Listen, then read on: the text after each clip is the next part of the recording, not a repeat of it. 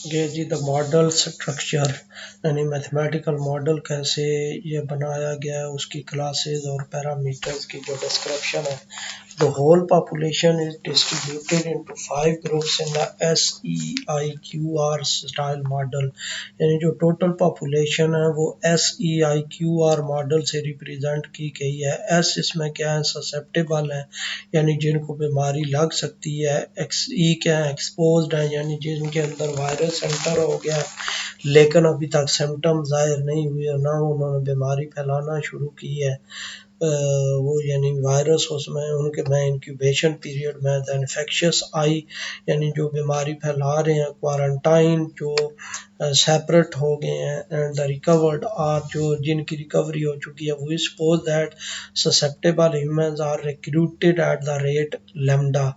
हम सपोज कर रहे हैं जो यानी जो ससेप्टेबल ह्यूमंस में ससेप्टेबल की क्लास में जो एंटर हो रहे हैं वो लेमडा रेट से एंटर हो रहे हैं। इधर देख सकते हैं ये मैथमेटिकल मॉडल में ये लेमडा रेट से ससेप्टेबल में एंटर हो रहे हैं। Leave the compartment through natural mortality rate as well as after getting infection. और किसी भी कंपार्टमेंट से जो माइनस हो रहे हैं वो या तो नेचुरल डेथ रेट से वो माइनस हो रहे हैं, उससे उस कंपार्टमेंट को लीव कर रहे हैं, या उनमें मोर्टेलिटी हो रही है ड्यू टू कोविड-19 जिस वजह से वो कंपार्टमेंट से लीव कर रहे हैं। The class having COVID-19 infectious patients है additionally mortality rate ईटा। यानी बाकी सारी जो क्लासेस हैं उनमें नेचुरल डेथ रेट आ रहा है म्यू, लेकिन जो इन्फेक्टेड पर्सन है क्योंकि उनमें डेथ हो सकती है ड्यू टू कोविड, तो इस वजह से उनका एडिशनल डेथ रेट ये ईटा रिप्रेजेंट किया गया है जो कोविड-19 डिजीज रिलेटेड डेथ रेट है। Corona virus is transmitted in susceptible humans at the rate beta as a result of exposure of infectious humans with susceptible one। यानी जो जिस रेट से ये बीमारी फैल रही है ट्रांसमिशन रेट वो बीटा रिप्रेजेंट कर रहा है।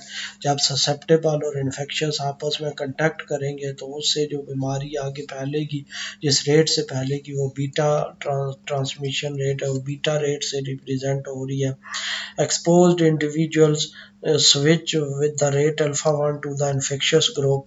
यानी जो एक्सपोज्ड इंडिविजुअल्स हैं जिनमें वायरस एंटर हो चुका है, सिम्टम जाहिर अभी तक नहीं हुए और ना उनमें कोई बीमारी फैला रहे हैं, कुछ देर के बाद जब वो सिम्टम जाहिर हो जाएंगे और बीमारी फैलाना शुरू हो जाएंगे तो वो दूसरे कंपार्टमेंट्स में ट्रांसफ़र हो जाएंगे। इन्फेक्शियस कंपार्टमेंट में जो अल्फ़ा 1 रेट है ये हमारे पास ट्रांजिशन रेट है जिस रेट से एक्सपोज्ड इंडिविजुअल जो है वो इन्फेक्शियस कंपार्टमेंट में ट्रांसफ़र हो रहे हैं।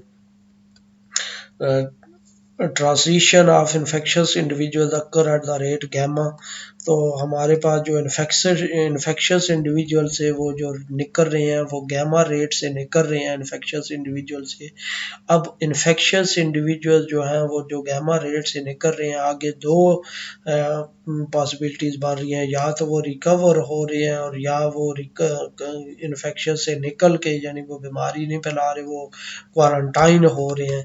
तो वो दोनों आगे टर्म्स बताई गई हैं। The portion 1 minus delta of infectious individual enter in the quarantine class. इस प्रोपोर्शन से ये जो फैक्टर है उनका इस फैक्टर से द रेट गैमा वो इन्फेक्शियस इंडिविजुअल जो है वो क्वारंटाइन क्लास में एंटर हो रहे हैं और जो रिमेनिंग पोर्शन है वो रिकवर होने के बाद रिकवरी क्लास में एंटर हो रहे हैं। आप देखें ये जो पोर्शन है ये क्वारंटाइन क्लास में गैमा इससे टोटल निकला है। गैमा का आगे 1 माइनस डेल्टा पोर्शन इस क्लास में एंटर हो रहा है और गैमा डेल्टा आई पोर्शन इस क्लास में एंटर हो रहा है। यानी ये रिकवर हो रहे हैं सारे और ये जो है वो अपने आप को क्वारंटाइन कर रहे हैं, क्वारंटाइन कर लिए हैं जी। The detail description of the parameters and their dimension is given in table 1। Table 1 में डिटेल डिस्क्रिप्शन इनकी दी गई है जी। ये सारे जो है आप देखें बीटा का factual contact rate among susceptible infectious individual. Factual contact के रेट का मतलब ये है कि ज़रूरी नहीं बीमारी फैले जब कंटैक्ट करें, लेकिन बीटा वो रेट है जिससे ट्रांसमिट हो रहे हैं वायरस। म्यू क्या है, death rate of individual. Natural death rate individual की जिस रेट से नेचुरली वो मॉर्टेलिटी हो रही है। अल्फा वन क्या, the rate of exposed individual becoming infectious, इस रेट से जो एक्सपोज्ड इंडिविजुअल्स हैं वो इन्फेक्शस बन रहे हैं। गैमा रिकवरी रेट है इन्फेक्शस इंडिविजुअल्स का। अब आगे one minus delta the proportion of infected individuals quarantined are recover, ये जो पोर्शन है ये बता रहा है कि वो क्वारंटाइन हो रहे हैं या रिकवर हो रहे हैं। डेल्टा क्या है, that is resting part of infected individuals who are quarantine, तो उसका वो पार्ट है। वन माइनस डेल्टा वो पार्ट है जो क्वारंटाइन कर लिया, और डेल्टा वो कॉमन वो बाकी पार्ट है जो जिन्होंने क्वारंटाइन नहीं किया और फिर उसके बाद वो रिकवरी में चले गए। लेमडा क्या, रिक्रूटमेंट रेट है ससेप्टेबल इंडिविजुअल का। फाई क्या, क्वारंटाइन रेट ऑफ इन्फेक्शस, यानी कुछ जो इन्फेक्शस हैं, सॉरी यहाँ पे फाई ये गलत लिखा हुआ है। फाई क्या है, रिकवरी रेट है क्वारंटाइन इंडिविजुअल्स का, यानी कि क्वारंटाइन इंडिविजुअल्स भी कुछ अरसे के बाद जो रिकवर हो जाते हैं तो वो फाई रेट से रिकवरी क्लास में चले जाते हैं। और ईटा क्या, डिजीज रिलेटेड डेथ रेट है हमारे पास। इस रेट से ये जो बीमारी की वजह से लोग मर रहे हैं इन्फेक्शस क्लास से, वो ईटा रेट से कंपार्टमेंट से आउट हो रहे हैं। The assumption that people are homogeneously mixed leads to the following mathematical form of the model, हम एज्यूम कर रहे हैं कि ये जो पॉपुलेशन है होमोजीनियसली मिक्सिंग है। होमोजीनियस मिक्सिंग का मतलब ये है कि उसमें कोई डिफरेंस नहीं है, यानी ससेप्टेबल में सारे ही ससेप्टेबल है। हम उसमें मजीद कैटेगराइज नहीं कर रहे कि ससेप्टेबल में बच्चे कितने हैं, बूढ़े कितने हैं, जवान कितने हैं, या औरतें कितनी हैं, हम सबको ससेप्टेबल कह रहे हैं। होमोजीनियसली मिक्सिंग का मतलब ये है। अब इन्फेक्शस है तो सारे ही इन्फेक्शस कंसिडर कर रहे हैं, हम उनमें मजीद कैटेगराइज नहीं कर रहे कि इन्फेक्शस में हर कैटेगरी के कितने बंदे हैं। तो ये है होमोजीनियसली मिक्सिंग। आगे इनिशियल कंडीशन देखें। इनिशियल कंडीशन दी हुई हैं कि इनिशियली जो पॉपुलेशन है ससेप्टेबल वो पॉजिटिव होगी, यानी ये 25, 30, 40 कोई भी इनिशियल कंडीशन है। ये इनिशियली कहीं से भी जब स्टार्ट करेंगे तो इस वेरिएबल की जो इनिशियल वैल्यू है वो कोई पॉजिटिव होगी। बाकी सारे जो वेरिएबल हैं उनकी इनिशियल वैल्यू या तो पॉजिटिव हो सकती है या ज़ीरो हो सकती है। यानी हो सकता है ना कि किसी पॉपुलेशन में क्वारंटाइन ज़ीरो हो, कोई भी क्वारंटाइन ना हुआ हो, या कोई भी रिकवर ना हुआ हो, या जिस वक्त, यानी जब हमने एनालिसिस स्टार्ट किया, इनिशियल कंडीशन का मतलब ये है कि ज़ीरो का मतलब ये है कि जब हमने एनालिसिस स्टार्ट किया। अब वो एनालिसिस अप्रैल की यकम अप्रैल को स्टार्ट किया तो ये जो ज़ीरो है ये यकम अप्रैल को रिप्रेजेंट करेगा। अगर एनालिसिस स्टार्ट करते हैं मई में, यकम मई से, तो ये ज़ीरो जो है यकम मई को रिप्रेजेंट करेगा। तो इस तरह ये ज़ीरो का मतलब ये है, इनिशियल कंडीशन का मतलब ये है कि जिस टाइम पे हम एनालिसिस स्टार्ट करते हैं, तो वो हम पे डिपेंड करता है कि किस टाइम से एनालिसिस स्टार्ट करते हैं, वो इनिशियल कंडीशन हम ले लेते हैं।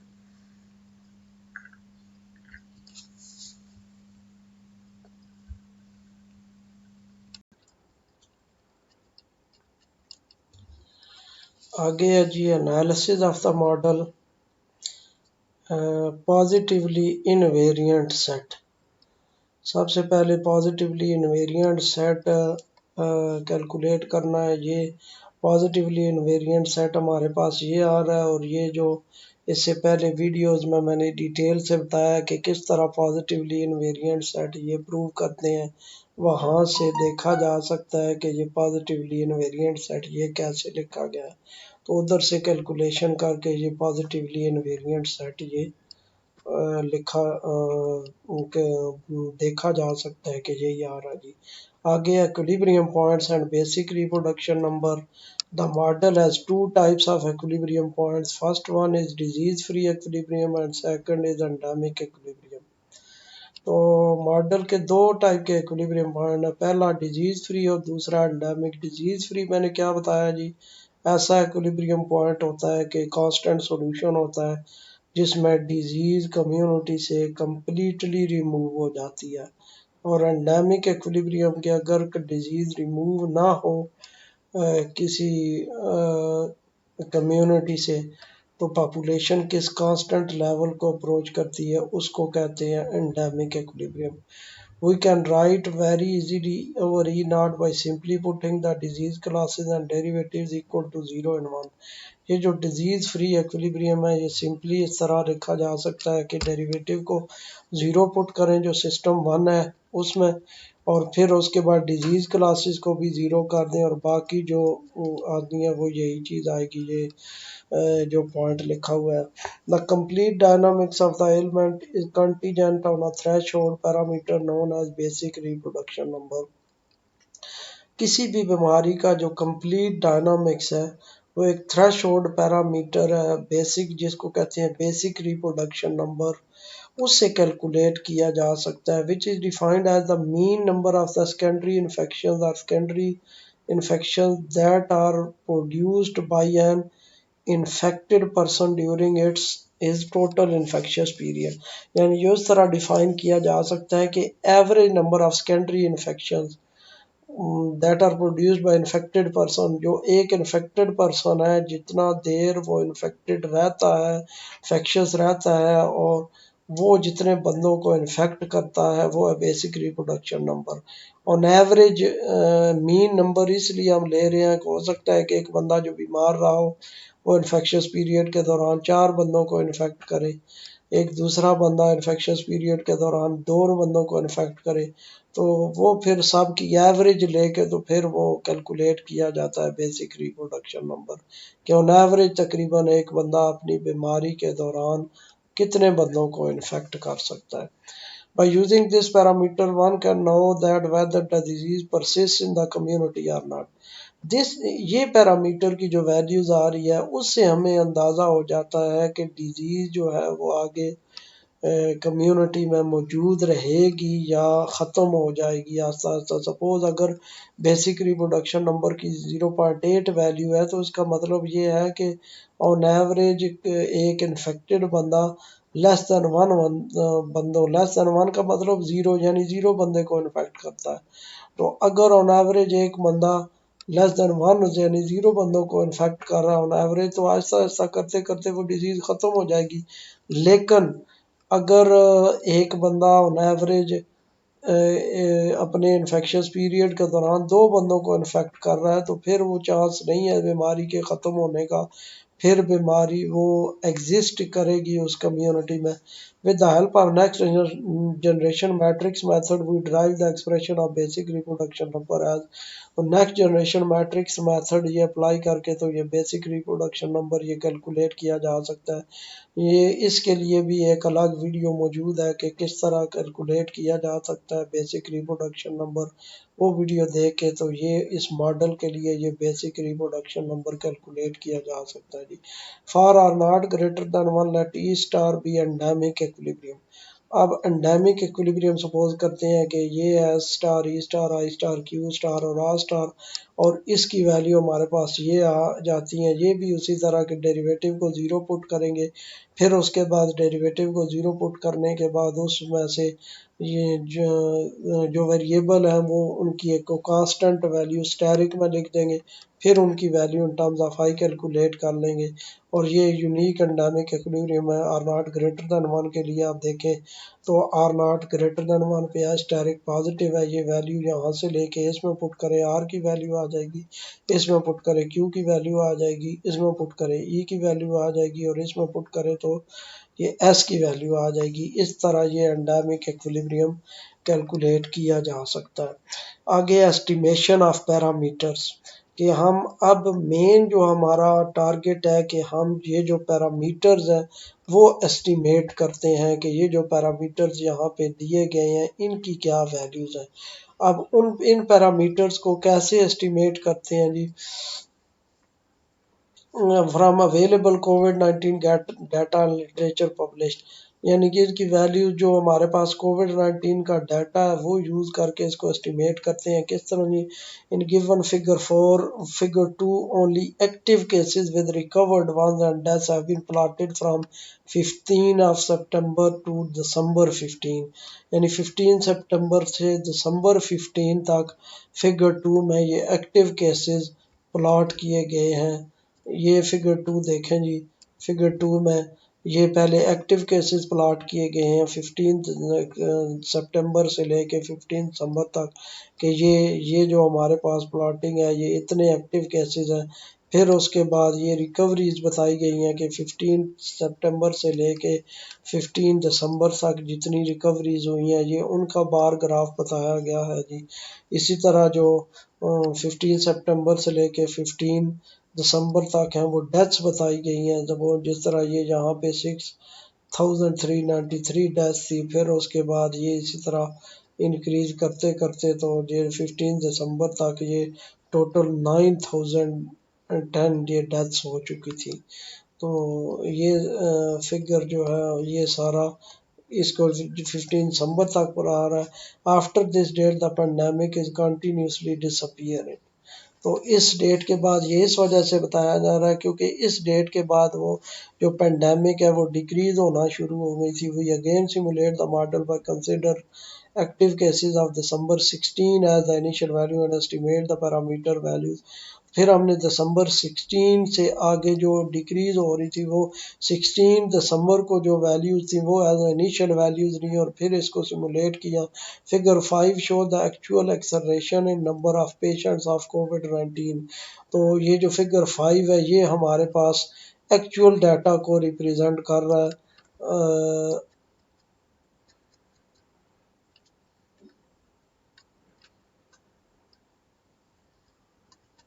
ये जो सॉरी फिगर, हाँ जी, ये फिगर 3 हमारे पास, सॉरी फिगर 3 यहाँ पे स्किप हो गई है। फिगर 3 किधर लिखा हुआ है जी, हाँ जी फिगर 3 आ गया है। ये फिगर 2 यहाँ पे लिख रहे थे तो उसके बाद आगे क्या है जी। Pakistan currently has a total population of nearly 220 million and life expectancy of 67 years। तो पाकिस्तान की तकरीबन जो आबादी है वो 22 करोड़ है और एवरेज लाइफ एक्सपेक्टेंसी 67 ईयर्स है। Different studies show that the incubation time period for COVID-19 ranges from 2 to 14 days, and 97.55% people show these disease symptoms within 11.5 days of infection।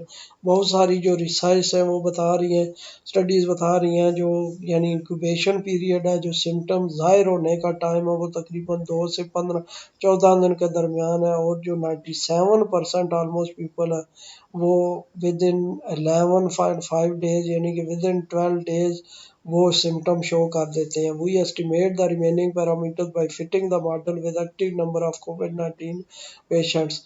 ये पैरामीटर्स, बाकी जो पैरामीटर्स हैं वो हमारे पास वो एस्टिमेट किए हैं डाटा को सिमुलेट करके और उसके आउटकम निकाल के और उसको रियल डाटा के साथ फिट करके। The second wave of corona virus appears in Pakistan on some September 15।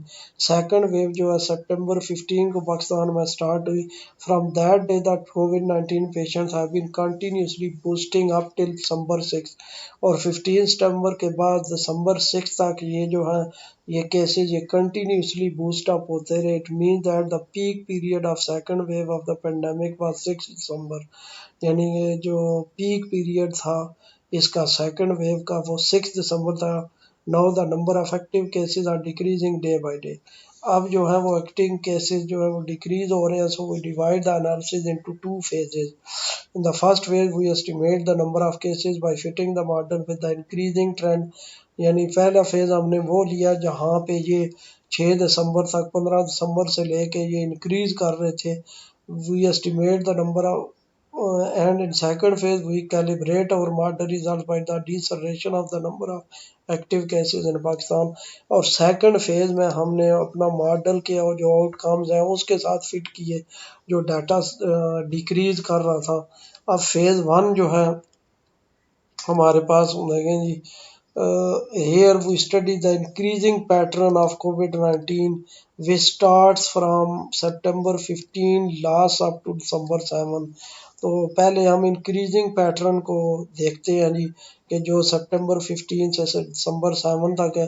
Figure 3 shows the number of actual cases that happened during the sad period. Figure 3 जो है वो एक्चुअल केसेस को शो कर रही है, एक्चुअल कितने केसेस हैं सितंबर 15 से दिसंबर तक। ये देखें जी, ये फिगर 3 है हमारे पास, ये एक्चुअल केसेस को रिप्रेजेंट कर रही है कि ये एक्चुअल केसेस हमारे पास 15 सितंबर में इतने थे। ये करते करते हमारे पास ये 7 दिसंबर तक यहाँ पे पहुँच गए हैं। ये इसका इंक्रीजिंग पैटर्न आ रहा है जी। उसके बाद आगे देखें जी, we simulate the model and estimate the patient by finding suitable values of parameters।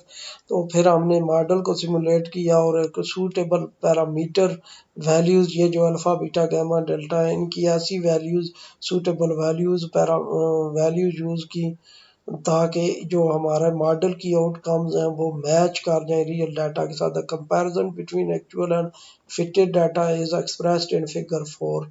तो इनका जो कंपैरिजन है वो फिगर 4 में बताया गया है जी। फिगर 4 ये देखें जी, ये फिगर 4 है। इसमें ये एक्चुअल केसेस ब्लू से जो बार ग्राफ्स हैं ये एक्चुअल केसेस को रिप्रेजेंट कर रहे हैं, और ये जो रेड बार्स हैं ये एस्टिमेटेड केसेस, ये जो हमने एस्टिमेट किए हैं अपने मैथमेटिकल मॉडल से, ये रेड केसेस बता रहे हैं। तो इससे अंदाज़ा लगाया जा सकता है कि कोई थोड़ा बहुत ही डिफरेंस आ रहा है एक्चुअल केसेस में और एस्टिमेटेड केसेस में। डिफरेंस तो, एरर तो ज़रूर आएगा क्योंकि ये मैथमेटिकल मॉडल की आउटकम्स है। तो हम ये नहीं कह सकते कि ये जो मैथमेटिकल मॉडल है ये बहुत एक्यूरेट मॉडल है, फुल फ्लैज मॉडल है इस पाकिस्तान के डाटा को एक्सप्रेस करने के लिए। क्योंकि अगर ये मॉडल फुली एक्सप्लेन कर जाए, कंप्ले एक्सप्लेन कर दे, तो फिर तो समझिए रिसर्च ही ख़त्म हो जाती है कि एक मॉडल ऐसा मिल गया जो सारा कुछ। तो जो भी मैथमेटिकल मॉडल होता है वो कुछ ना कुछ उसमें एरर ज़रूर आते हैं। इस वजह से एरर ज़रूर आते हैं कि क्योंकि हो सकता है कोई ऐसा फैक्टर उसमें मिस हो गया हो जो ज़रूरी हो, जिस वजह से वो एरर दे रहा हो। तो लेकिन ये है कि फिर भी ट्राई ये की जाती है कि एक्चुअल डाटा के साथ जितना बेस्ट मैच हो सकता है हमारा मॉडल के वैल्यूज़ वो मैच कर ली जाए।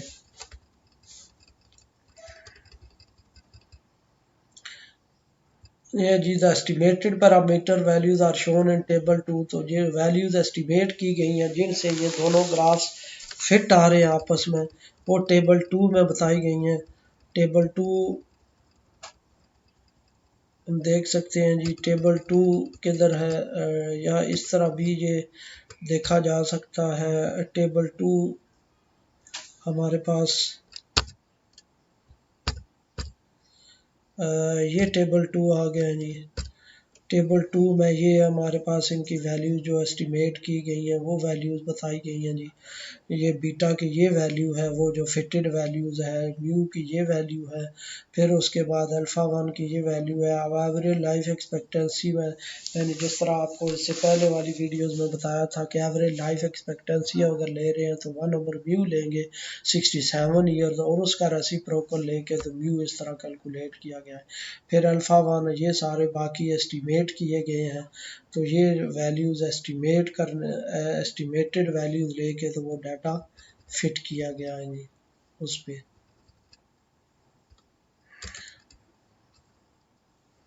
आगे फेज 2 का the decline in the number of COVID patients in Pakistan occur after December 7। तो दिसंबर 7 के बाद पाकिस्तान में जो है वो डिक्लाइन शुरू हो गई थी कोविड-19 पेशेंट्स की। Small variation appears between December 8 and December 15। थोड़ी सी वेरिएशन आई थी उसमें, यानी दिसंबर 8 से लेकर दिसंबर 15 तक, यानी थोड़े बहुत इंक्रीज हुए थे, फिर डिक्रीज होना शुरू हो जाएंगे। After this date the pandemic is continuously disappearing. लेकिन दिसंबर 15 के बाद ये कंटिन्यूसली डिक्रीज कर रही है। We again simulate the model by consider active cases of December 16 as the initial value and estimate the parameter values. हम दोबारा मॉडल को सिमुलेट करते हैं, यानी उसके मॉडल को की वैल्यूज़, इनिशियल वैल्यूज दे के दिसंबर 7 की, तो फिर उसकी आउटकम्स हम ले रहे हैं, फिर वो आउटकम्स फिर हम आगे रियल डाटा के साथ मैच करवाएंगे। Figure 5 shows the actual dissertation in the number of patients of कोविड-19। तो फिगर 5 जो है ये एक्चुअल केसेस को रिप्रेजेंट कर रहे हैं, जो एक्चुअल केसेस डिक्रीज हो रहे हैं पाकिस्तान में दिसंबर 15 से लेके आगे दिसंबर 23 तक। दिसंबर 15 को पाकिस्तान में इतने एक्टिव केसेस थे, फिर उसके बाद डिक्रीज हो गए, इतने हो गए, फिर आहिस्ता आहिस्ता डिक्रीज होते जा रहे हैं और 23 दिसंबर को इतने उसमें केसेस आ चुके हैं जी, डिक्रीज आ चुकी है उसमें। फिर उसके बाद आगे जी figure 6 shows the fitting data with the actual cases और फिगर 6 शो कर रही है एक्चुअल केसेस को और हमारे जो मैथमेटिकल मॉडल से केसेस कैलकुलेट किए गए हैं इन दोनों के वो कंपैरिजन बताया जा रहा है फिगर 6 में। फिगर 6 चेक करते हैं जी, ये फिगर 6 है, इसमें आप देखें जो ब्लू लाइंस हैं वो एक्चुअल केसेस को रिप्रेजेंट कर रही हैं और रेड जो है वो एस्टिमेटेड केसेस को रिप्रेजेंट कर रही हैं। तो इससे देखा जा सकता है कि जो मैथमेटिकल मॉडल से जो नंबर ऑफ केसेस एस्टिमेट किए गए हैं वो तकरीबन कंपैटिबल है एक्चुअल नंबर ऑफ केसेस के साथ, कोई थोड़ा बहुत उनमें डिफरेंस आ रहा है। तो जिस तरह मैंने पहले बताया आपको कि डिफरेंस कुछ ना कुछ तो आता है, क्योंकि हमारे पास ये ज़रूरी नहीं कि वो बिल्कुल परफेक्ट मॉडल आपने चूज़ किया हो या कंस्ट्रक्ट किया हो। The values of the estimated parameter is shown in table 3 और इसके लिए जो वैल्यूज़ हैं वो टेबल 3 में शो की गई हैं। इस सेकंड फेज़ के लिए ये टेबल 3 है हमारे पास, इसमें ये वैल्यूज़ शो की गई हैं कि पैरामीटर जो है बीटा म्यू अल्फ़ा 1 उसकी ये वैल्यू है। टेबल 4 के टेबल 2 में कुछ पहले फेज़ के लिए और टेबल 3 में ये दूसरे फेज़ के लिए है। पहले फेज़ में जिस तरह यानी दिसंबर 7 तक है, फिर उसके बाद दिसंबर 13 से आगे जो डेट है उसके उस तक ये डाटा फिट किया गया और ये पैरामीटर वैल्यूज एस्टिमेट की गई हैं। अब सेंसिटिविटी एनालिसिस, आगे सेंसिटिविटी एनालिसिस जिस तरह पहले मैंने बताया है कि हम अंदाज़ा लगाते हैं कि कौन सा पैरामीटर ज़्यादा सेंसिटिव है बेसिक रिप्रोडक्शन नंबर के इंक्रीज या डिक्रीज करने में।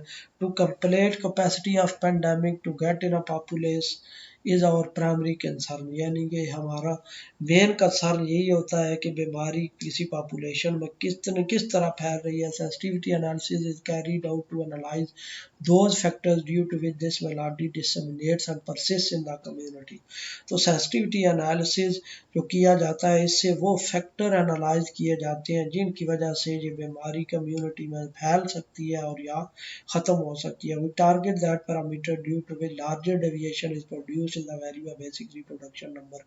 हम स्पेशल फोकस उन पैरामीटर्स पे कर रहे होते हैं जो पैरामीटर्स बहुत ज़्यादा डेविएशन देते हैं, यानी बहुत ज़्यादा उनमें चेंज आती है रिप्रोडक्शन नंबर के लिहाज से, यानी उनके में थोड़ी सी चेंज करें तो रिप्रोडक्शन नंबर बहुत ज़्यादा चेंज हो जाए, तो उन पैरामीटर पे फिर स्पेशल फोकस किया जाता है कि इन पैरामीटर्स को कंट्रोल किया जाए ताकि बीमारी कंट्रोल हो सके।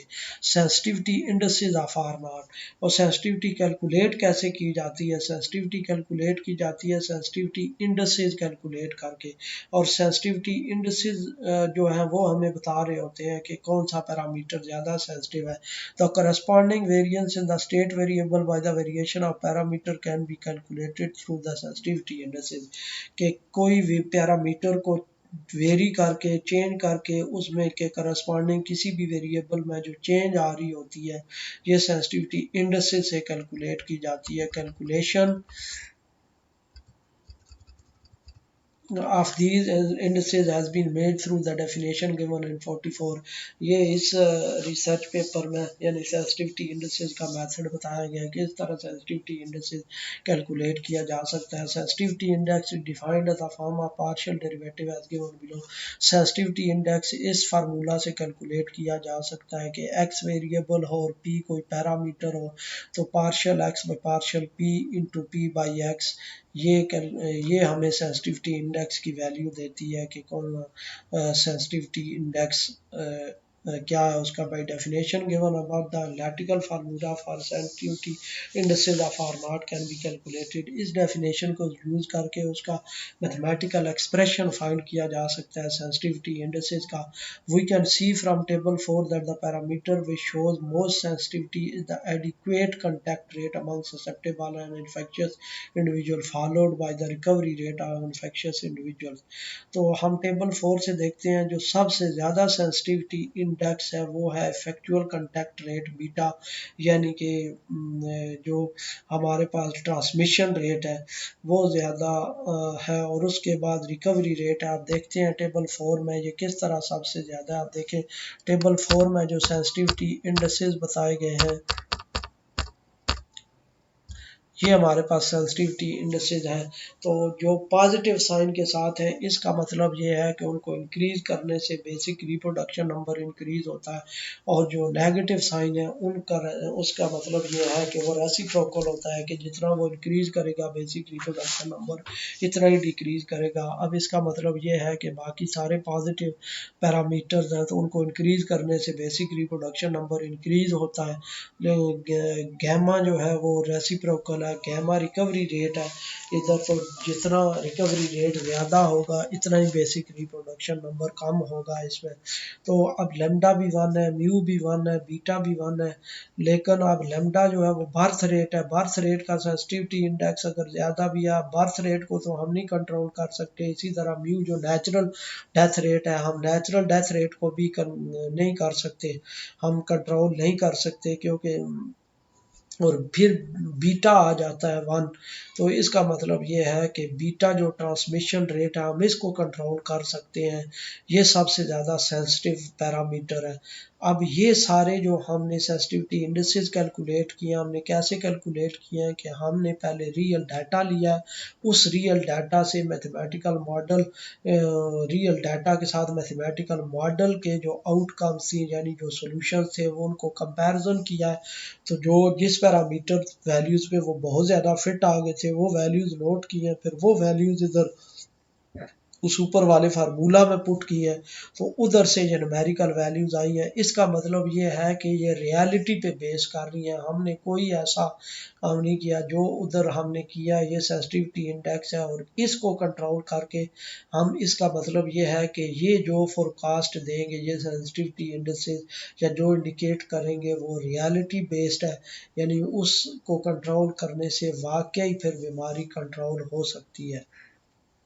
अब गैमा यहाँ पे रिकवरी रेट है, तो रिकवरी रेट ये भी हमें बता रहा है कि रिकवरी रेट जो है वो कितना, रिकवरी रेट इंक्रीज करेंगे तो हमारे पास जो उसका है जो बेसिक रिप्रोडक्शन नंबर है वो डिक्रीज करेगा। अब इसको देखते हुए आगे हम कंट्रोल अप्लाई करेंगे, उसमें कंट्रोल फंक्शन डिफाइन करेंगे जी।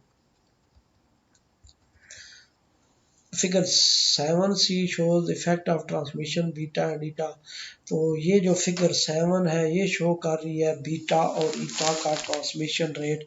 अब देखते हैं जी कि फिगर 7 किस तरह शो कर रही है बीटा और ईटा का। ये हमने ये फेज पोर्ट्रेट बनाया। आप देखें पहले बीटा और अल्फ़ा 1 ये दोनों वैल्यू को वेरी करने से रिप्रोडक्शन नंबर की वैल्यू चेंज हो रही है। अब फर्स्ट में देखें तो ये फर्स्ट वाले ग्राफ में देखें तो आर नॉट की वैल्यू यानी 0.4 है, ये येलो रीजन में, यानी बीटा अगर इतना हो तो तब जो है वो आर नॉट लेस दैन 1 हो सकता है। यानी अगर कोई हम ट्रांसमिशन रेट, ये हमें ये बता रहा है कि ट्रांसमिशन रेट अगर ये इतना डिक्रीज़ हम कर सकते हैं अगर कोई भी हम कंट्रोल स्ट्रैटेजी अप्लाई करके, तो फिर हम इस बीमारी को कंट्रोल कर सकते हैं। अब इसी तरह ये दूसरी में फिगर में ये देख सकते हैं कि अब ब्लू में आर नॉट 1 है, यानी इस रीजन में 1 है, और इस रीजन में ये वैल्यू जो है हमारे पास वो बीटा की यहाँ पे वैल्यू है कि बीटा अगर इतना डिक्रीज कर दिया जाए तो फिर हम ये बीमारी कंट्रोल कर सकते हैं। अब थर्ड में आर नॉट बीटा और ईटा के साथ है। बीटा और ईटा का रिलेशन है कि ईटा 0 से 1 अगर वेरी हो और बीटा जो है वो आप देखें बीटा की वैल्यूज 1 से लेस है, ये रेड ये है जी, यानी बीटा की वैल्यू यहाँ इस नंबर से अगर कम हो तो फिर हम बीमारी को कंट्रोल कर सकते हैं, यानी दूसरे रिप्रोडक्शन नंबर की वैल्यू तब कम आ सकती है क्योंकि ये रेड ये शो कर रहा है ये रीजन, और ये रीजन हमारे पास इस तरह का है ये, और इसमें 0.1 0.2 0.3 और 0.6 ये बल्कि सारे ही शो कर रहा है। इसका मतलब ये है कि बीटा की वैल्यू यहाँ तक इससे इधर उधर जहाँ भी वैल्यू हो तो वो भी सब basic reproduction number less than 1 ही आएगा, लेकिन ईटा जो है फिर 0 से 1 हम कहीं पे भी ले लें और बीटा की वैल्यू यहाँ से लेके यहाँ तक जो भी ले लें तो बेसिक रिप्रोडक्शन नंबर हमारे पास लेस देन 1 आएगा। और basic reproduction number less than 1 होने का मतलब यही है कि आगे एक इन्फेक्टेड बंदा किसी को इन्फेक्ट नहीं करेगा। जब किसी को इन्फेक्ट नहीं करेगा तो फिर इसका मतलब है कि बीमारी ये कंट्रोल की जा सकती है। ये ग्राफिकल व्यू है, ये फेज पोर्ट्रेट इसको फेज पोर्ट्रेट कहते हैं, यानी कि कौन से दो पैरामीटर अब दो पैरामीटर को वेरी करवा रहे हैं इन दो को, तो इसके रिजल्ट में आउटपुट जो है वो ये मिल रही है, जो कलर ये रिप्रोडक्शन नंबर की वैल्यू मिल रही है तो वो बताई जा रही है। आप देखें जैसे 0.4 और 0.6 यानी इस रीजन में वैल्यू जो होगी वो 0.4 और 0.6 के दरमियान होगी आर नॉट की, और इधर से भी देखा जा सकता है कि ये रीजन है ये इसमें इसकी वैल्यू 0.4 फिर 0.6 0.8 और फिर ये ऊपर आएगी। इसका मतलब ये है कि हमारा जो मेन कंसर्न है वो 1 से लेस है, तो 1 से लेस ये इस कलर से नीचे शुरू हो रहा है। इसका मतलब ये है कि बीटा की वैल्यू अगर यहाँ से नीचे नीचे हो जाए यानी ट्रांसमिशन रेट हम इतना डिक्रीज कर दें कि इसकी वैल्यू ये बन जाए तो फिर हम बीमारी को कंट्रोल कर सकते हैं।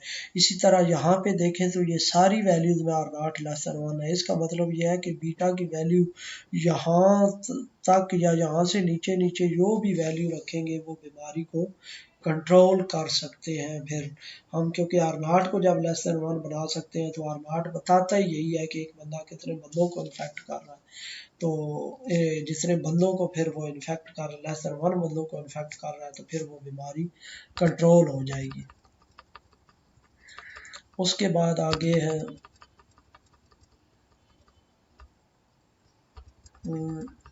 ये डायग्राम से हमने देखा कि कैसे क्या वैल्यू रखी जाए इन पैरामीटर्स की, कितनी वैल्यूज आनी चाहिए ताकि ये बीमारी कंट्रोल हो सके।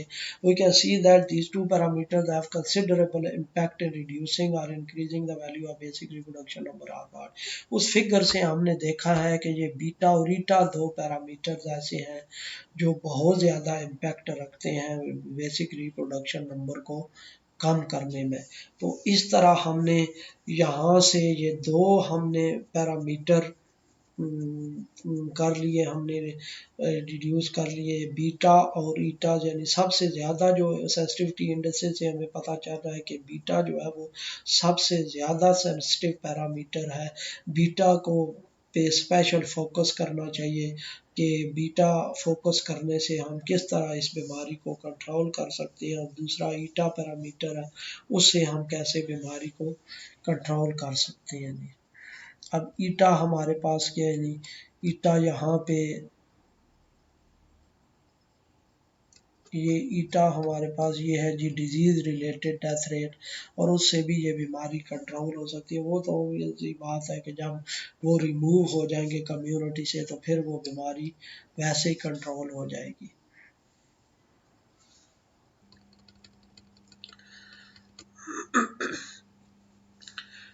आगे है जी optimal control. Sensitivity analysis discussed in the previous section guides us to design effective control strategy in order to overcome this pandemic। यानी ये जो सेंसिटिविटी एनालिसिस है जो हमने इससे पहले वाली सेक्शन में डिस्कस किया है वो हमें गाइड करती है कि कौन सी कंट्रोल स्ट्रेटजी अप्लाई की जाए ताकि ये बीमारी का काबू में आ सके, क्योंकि वो उसमें हमने देखा है कि कौन कौन से पैरामीटर ज़्यादा सेंसिटिव हैं जिससे रिप्रोडक्शन नंबर की वैल्यू कम हो सकती है, तो वो फिर उनको अंडर ऑब्जर्वेशन रखते हुए, उनको कंसिडर करते हुए हम ऐसी कंट्रोल स्ट्रेटजीज एक कंट्रोल स्ट्रेटजी लगाएंगे जिसके ज़रिए ये बीमारी को कंट्रोल किया जा सकता है। फिर उसके बाद फिर वो जो कंट्रोल स्ट्रेटजी हम अप्लाई करेंगे, फिर उसके रिजल्ट्स हम ग्राफिकली देखेंगे कि कितनी इफ़ेक्टिव है कंट्रोल स्ट्रेटजी, किस हद तक केसेस में कमी आ सकती है उससे वो जो कंट्रोल स्ट्रेटजी हम अप्लाई करेंगे। As we applied the sensitivity analysis on the estimated parameters that have been obtained from the comparison of actual data and the outcomes of the model, so we can see almost clear picture of the future behavior of this pandemic. क्योंकि ये जो sensitivity analysis हमने किया है ये parameter की उन values के लिए किया है कि जिन वैल्यूज़ पे जो हमने ली हैं मैथमेटिकल मॉडल के जो सॉल्यूशंस आ रहे थे, जो आउटकम्स आ रही थी, उनको रियल डाटा के साथ मैच करवा के लिए हैं। इसका मतलब ये है कि अगर ये जो रियल केसेस हैं वो मैथमेटिकल मॉडल से ही तकरीबन मिलते जुलते हैं, तो इसका मतलब है ये जो पैरामीटर की वैल्यूज़ हैं तकरीबन यही ट्रांसमिशन रेट है, रिकवरी रेट है, और जो ये रियल केसेस का भी तकरीबन यही रेट है। तो इसका मतलब ये है कि अगर यही पैरामीटर हम कंट्रोल कर लिए जाएं किसी भी तरीके से कंट्रोल स्ट्रेटजीज अप्लाई करके, तो एक्चुअल जो केसेस हैं जो पाकिस्तान में अपीयर हो रहे हैं उनको उनको कम किया जा सकता है। By observing the most influential parameter, we reshape the model to survey the influence of control measures regarding the future scenario. यानी ये जो ज़्यादा इन्फ्लुएंशियल पैरामीटर है इसको ऑब्ज़र्व करते हुए कि बहुत ज़्यादा को जो चेंज आ रहा है रिप्रोडक्शन नंबर में, जिसकी वजह से उसको ऑब्ज़र्व करते हुए तो हमको कंट्रोल फंक्शन डिफ़ाइन करेंगे, और जो मैथमेटिकल मॉडल ऊपर डिफ़ाइन किया था उस मैथमेटिकल मॉडल को रिकंसिडर करेंगे और उसमें वो कंट्रोल फंक्शंस हम इंसर्ट करेंगे, फिर आगे उसके रिजल्ट्स देखेंगे जी। After the inclusion of two control the model one gets the following form. तो दो कंट्रोल जब हम इसमें इंक्लूड करेंगे तो वो जो मॉडल वन जो हमने प्रीवियस मॉडल डेवलप किया था उसकी नई फॉर्म ये बनती है। आप ये देखें, फर्स्ट कंट्रोल हमने यहाँ पे ये कंट्रोल फंक्शन लिया 1 माइनस u1, इस क्योंकि ये टर्म इधर से इधर आ रही है तो दोनों में 1 माइनस u1 ले लिया। सेकंड कंट्रोल आप देखें यहाँ पे लिखा है जी माइनस r1 u2 आई, यहाँ पे एक कंट्रोल अप्लाई किया है और ये ऐड हो रहा है इधर प्लस r1 u2 ई में। अब ये देखते हैं कि u1 और u2 जो कंट्रोल हैं ये किसको रिप्रेजेंट कर रहे हैं।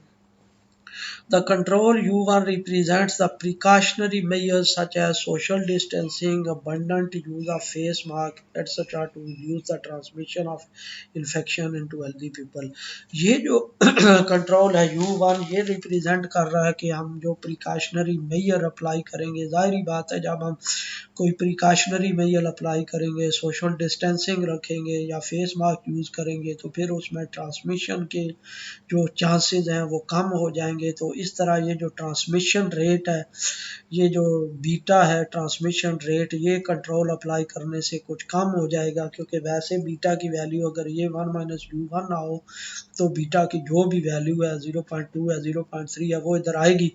लेकिन जब को u1 कंट्रोल अप्लाई कर लें, सपोज u1 की वैल्यू हमारे पास 0.7 है तो 1 माइनस 0.7 0.3 हो गया, तो वो बीटा जब 0.3 से मल्टीप्लाई होगा तो वो जो वैल्यू है वो थोड़ी और कम हो जाएगी। तो इस तरह इसका मतलब ये है कि ये कंट्रोल अप्लाई करके तो हम जो ट्रांसमिशन है वो कम कर सकते हैं। Control U2 represents the quick action to isolate the people having COVID virus. ये जो कंट्रोल U2 हमने अप्लाई किया है ये कंट्रोल किस को रिप्रेजेंट कर रहा है कि यूं ही शक हो कि किसी को कोविड-19 का वायरस शक हो कि इसमें वायरस शायद इस चला गया होगा, तो उस इंडिविजुअल को जल्दी से जल्दी क्विक एक्शन करके जल्दी से जल्दी उसको सेपरेट कर दिया जाए, तो उससे भी ये बीमारी कंट्रोल हो सकती है। To discuss the ideal attempts to restrain the disease, we formulate the objective functional J, यानी कि कोई आइडियल ये जो हमने सोचा हुआ है कि कितनी बहुत ज़्यादा जो बीमारी कंट्रोल की जा सकती है, उसके लिए एक हम ऑब्जेक्टिव फंक्शनल डिफ़ाइन करेंगे। ये मैंने पहले भी आपको बताया कि एक हम जो ऑब्जेक्टिव फंक्शनल हम डिफ़ाइन करते हैं वो दो चीज़ों पे बेस कर रहा होता है। एक तो हम ये सोच रहे होते हैं कि जो जो हमने पॉपुलेशन या जो इन्फेक्टेड कंपार्टमेंट्स जो डिक्रीज़ करने हैं वो डिक्रीज़ कैसे किए जा सके, ज़्यादा से ज़्यादा उनको डिक्रीज़ किया जा सके। और दूसरा ये होता है कि जो हम कंट्रोल अप्लाई कर रहे हैं उसकी जो कास्ट है वो मिनिमम कास्ट पे वो ज़्यादा से ज़्यादा कंट्रोल किया जाए। इन दोनों बातों को माइंड में रखते हुए हम ये एक ऑब्जेक्टिव फंक्शनल डिफाइन करते हैं। फिर उस ऑब्जेक्टिव फंक्शनल से आगे हम वैल्यूज़ कैलकुलेट करते हैं पोंट्रियाजन मैक्सिमम प्रिंसिपल यूज़ करते हुए। Its aim is to curtail the infectious individuals as well as the minimization of cost of applied controls U1 and U2। यानी इसका जो एम है, मेन एम यही है कि हम इन्फेक्शियस इंडिविजुअल्स को कम से कम करें और दूसरा जो है वो जो कंट्रोल अप्लाई कर रहे हैं उनकी कास्ट भी कम से कम हो। वन है JU1 U2 is equal to 0 to T M1E M2 M3 D1 and D2 और where M1 M2 M3 represent the positive weights, D1 और D2 ये भी पॉजिटिव रिप्रेजेंट कर रहे हैं। यानी ये जिस तरह मैंने पहले भी वीडियो में बताया था कि ये कोई सूटेबल वैल्यूज़ इनकी ले लेते हैं, वो वैल्यूज़ यहाँ पे पुट करके तो फिर उसके बाद कोई हम यहाँ पे ऑब्जेक्टिव फंक्शनल वहाँ पे डिफ़ाइन करते हैं। जब ये सूटेबल वैल्यूज़ यहाँ पे लिख लेते हैं तो उसका या यहाँ पे पुट करते हैं तो उससे अंदाज़ा हो जाता है ना कि किसी भी टाइम पे हमें कितने जो है वो एक्सपोज्ड हम ले रहे हैं या कितने इन्फेक्शियस ले रहे हैं, फिर उनको कैसे हम मिनिमाइज कर रहे हैं जी। और मेन ऑब्जेक्टिव इज़ आगे है जी to curtail the number of infectious whilst reducing the cost of above mentioned controls with the help of described objective functional। Main हमारा एम यही है कि जो इन्फेक्शियस पीपल हैं वो कम से कम हों और जो अप्लाइड कंट्रोल्स है, जो कंट्रोल की कास्ट है वो भी कम से कम हो हमारे पास। Control U1 and U2 static can be found in such a way J U1 U2 U3 is equal to minimum of J U1 U2 U1 U2 belong to U। तो ये जो कंट्रोल फंक्शंस हैं इनकी वो values हम find कर सकते हैं जिससे ये जो ऑब्जेक्टिव फंक्शनल है इसकी वैल्यू मिनिमम वैल्यू है। U is called the control set, ये जो कैपिटल U है ये कंट्रोल सेट कहलाता है और इसकी वैल्यू इसको डिफाइन ऐसे करते हैं कि इसमें U1 U2 ऐसे आते हैं। UI एक तो बैग मेजरेबल होता है 0 to 1 यानी उसका साइज़ होता है 0 to 1। दूसरा उसकी जो वैल्यू है वो जो फंक्शन की वो वैल्यू है वो 0 और 1 के दरमियान होती है। By use of Pontryagin maximum principle we can have the essential condition and solution of two। यानी इस कंट्रोल के लिए हम essential condition Pontryagin maximum principle को यूज़ करके हम फाइंड कर लेते हैं और दूसरा हम क्या करते हैं कि उसके सॉल्यूशन जो सिस्टम 2 है, सिस्टम 2 वही है जो ऑप्टिमल कंट्रोल प्रॉब्लम हमने डिफाइन किया उसका हम सॉल्यूशन फाइंड कर देते हैं। अब सबसे पहले तो एग्जिस्टेंस उसकी चेक करते हैं और एनालिसिस मैथमेटिकली उसकी एग्जिस्टेंस और एनालिसिस चेक करते हैं ऑप्टिमल कंट्रोल का। The existence and analysis of an optimal control could be verified with the help of powerful classical procedure. तो एक प्रोसीजर है, क्लासिकल प्रोसीजर है जिसके ज़रिए हम ये ऑप्टिमल कंट्रोल की एग्जिस्टेंस प्रूव करते हैं और फिर उसके हम एनालिसिस भी करते हैं। According to 46 it is necessary to check that the following hypothesis hold. यानी ये जो प्रोसीजर इस पेपर में दिया गया उसके मुताबिक पहले तो हम ये हाइपोथेसिस चेक करते हैं कि ये होल्ड करने चाहिए। हाइपोथेसिस का मतलब ये है कि ये कंडीशन पहले सेटिस्फाई होनी चाहिए तब हम आगे फिर वो ऑप्टिमल कंट्रोल उसका एग्जिस्ट करता है, यानी वो जो हम आगे उसकी एग्जिस्टेंस की तरफ जाते हैं कि कौन फाइंड करते हैं optimal control. Control set and corresponding described variables is non empty, यानी कंट्रोल सेट भी नॉन एम्प्टी हो, कंट्रोल सेट हमारे पास ये है यानी ये नॉन एम्प्टी हो। पहली बात ये नॉन एम्प्टी है, यानी कि ये नहीं हो सकता कि u1 u2 की वैल्यू हर दफ़ा ज़ीरो ही ले ले, यानी इसमें कोई आई वैल्यू दूसरी है। Described variables is non empty, जो वेरिएबल्स हैं हमारे पास, अब वेरिएबल कौन से हैं इसमें, वेरिएबल वो जो सिस्टम में होते हैं जो डिपेंडेंट वेरिएबल हैं। जिस तरह अगर हम सिस्टम की बात करें तो ये SEIQR, यानी ये जो वेरिएबल्स हैं ये नॉन एम्प्टी। नॉन एम्प्टी का मतलब यही है कि इनकी वैल्यू जो है वो कुछ ना कुछ हों, सारे वेरिएबल ज़ीरो ना हों। फर्स्ट कंडीशन ये है, U must fulfil the two properties the convexity and closedness, यानी कि यू जो है कंट्रोल सेट है ये हमारे पास एक ये कन्वेक्सिटी की प्रॉपर्टी सेटिस्फाई कर रहा हो, यानी कि जो हमारे पास ये दूसरे लफ्ज़ों में ये जो पॉइंट्स आ रहे हैं, आपने देखा कन्वेक्सिटी की एक डेफिनेशन वो होती है ना कि जितने भी सेट्स हैं इसमें वो अगर वो जितने भी पॉइंट्स हैं अगर हम आप देखें कि वो एक डोमेन बनाएं तो किसी भी दो पॉइंट्स को ज्वाइन करें तो वो जो लाइन है वो उसी के अंदर ही जाए, तो वो एक कन्वेक्सिटी इस तरह भी डेफिनेशन करते हैं। तो ये प्रॉपर्टी सेटिस्फाई होनी चाहिए। दूसरा ये सेट क्लोज्ड हो। अब क्लोज्ड का मतलब जिस तरह हम लेते होते हैं वो किसी भी रियल लाइन पे या और कुछ के किसी भी पॉइंट पे जी कोई बॉल बनाए तो वो सारा उस डोमेन के अंदर ही लाई करे तो फिर हम कहते हैं कि ये क्लोज्ड है, वो सेट क्लोज्ड है। इसी तरह यहाँ पे ये यू की ये दो प्रॉपर्टी सेटिस्फाई होनी चाहिए। कौन सी, एक तो कन्वेक्स हो और दूसरा वो क्लोज्ड हो, यानी क्लोज्ड का मतलब ये वो सारे पॉइंट्स यानी वो साथ साथ ही हों उसके अंदर ही लाई कर रहे हैं। Right hand side of the described system is bounded by a linear function in the control state, तो जो राइट हैंड साइड है वो सिस्टम की वो बाउंडेड हो, ये कंडीशन होनी चाहिए। ये अभी हम कंडीशन पढ़ रहे हैं, आप देखेंगे ये कंडीशन कैसे सेटिस्फाई हो रही है। तो यानी ये जो राइट हैंड साइड है ये सिस्टम की ये जो जितने भी हैं ये बाउंडेड हों, कोई इनमें से ऐसा ना हो, कोई पैरामीटर या कोई भी वेरिएबल ऐसा ना हो जो अनबाउंडेड हो। ये कंडीशंस हैं ऑप्टिमल कंट्रोल के लिए, उसकी एग्जिस्टेंस के लिए।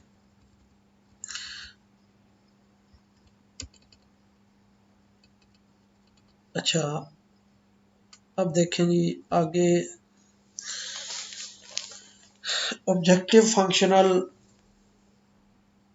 J has convex integrand on U and bounded below by this, where C1, C2 positive and tau greater than 1, यानी जो ऑब्जेक्टिव फंक्शनल है जो हमने डिफाइन किया है उसका जो इंटीग्रैंड है वो कन्वेक्स हो, यानी वो फंक्शन जो है वो कन्वेक्स फंक्शन हो।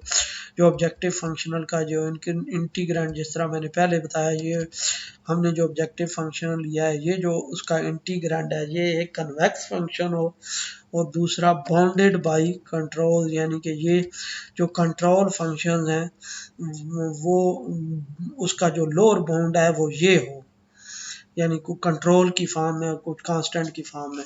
The result in Lukes is utilised for the existence of the solutions of system 2, तो ये जो ल्यूक की बुक है ये जिसका रेफरेंस दिया हुआ है वो रिजल्ट यूज़ किया जा सकता है इसके सॉल्यूशन की एग्जिस्टेंस के लिए। In this way we verify the above hypothesis, तो इस तरह हम जो है वो ये हाइपोथेसिस वेरीफाई करेंगे ऊपर वाले जो है। H1 is satisfied due to the boundedness of coefficients and solutions, तो H1 जो है कि corresponding set and corresponding described variables is non-empty, वो क्योंकि जब नॉन एम्प्टी है अब देखें कि कोफिशेंट भी बाउंडेड है और उसके सॉल्यूशंस भी बाउंडेड है, तो किसी ना किसी नंबर से जब बाउंडेड है तो वो नॉन एम्प्टी होंगे, कोई ना कोई उसकी वैल्यू होगी। आगे in we bounded shows that U fulfil the second hypothesis, और जो सॉल्यूशंस की बाउंडेडनेस है जब सॉल्यूशन जो है वो बाउंडेड है उनके, तो सॉल्यूशन बाउंडेड इसका मतलब यही है कि जब सॉल्यूशन बाउंडेड है तो फिर ये जो है ये यू वो बाउंडेड है, सॉरी यू जो सेट है वो क्लोज्ड है। यानी कि वो उसके अंदर जो है हमारे पास boundedness of coefficients and solution, boundedness shows that U fill the second hypothesis.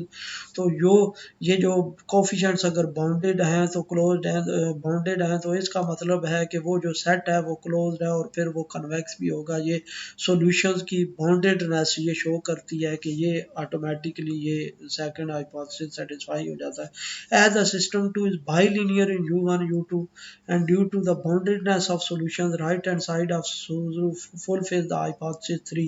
यानी कि hypothesis 3 क्या है कि डिस्क्राइब सिस्टम जो है वो बाउंडेड हो किसी लीनियर फंक्शन से, बाउंडेड होना चाहिए इन द कंट्रोल स्टेट।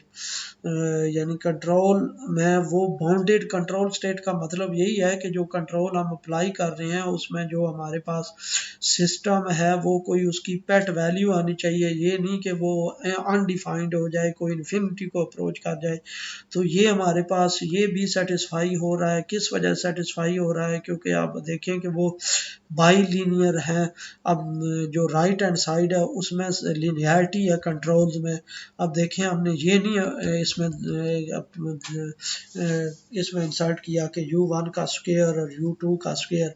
तो एक तो ये लीनियरिटी है इसमें, दूसरा सॉल्यूशंस भी बाउंडेड हैं। तो अल्टीमेटली फिर इसका मतलब ये है कि ये जो राइट हैंड साइड है ये बाउंडेड है उससे सिस्टम की।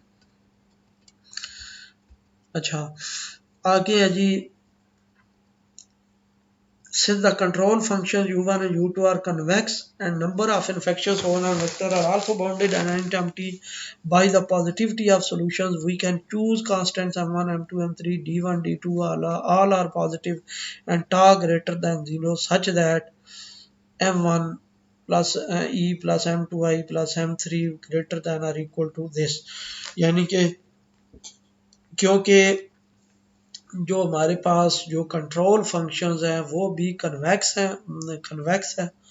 कन्वेक्स फंक्शन का मतलब यही है, कन्वेक्स जो होता है वो बाउंडेड ज़रूर ही होता है। और इसी तरह जो सॉल्यूशंस हैं वो भी बाउंडेड हैं।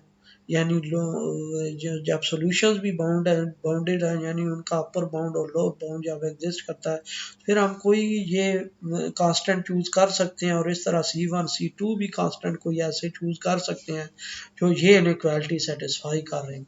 Thus the last condition is also verified। Last condition क्या है कि ये जो ऑब्जेक्टिव फंक्शनल है वो उसका जो इंटीग्रैंड है वो कन्वेक्स हो और बाउंडेड हो। तो वो बाउंडेड और लोअर बाउंड उसका एग्जिस्ट करता है तो इसी तरह वो कन्वेक्सिटी भी आ जाती है उसमें। For objective functional J where u is equal to this subject to equation this, इस ऑब्जेक्टिव फंक्शनल के लिए और u हमारा अगर ये सेट हो subject to equation 2 with initial condition there exist an optimal control u so that j u1 u2 star is equal to minimum u2।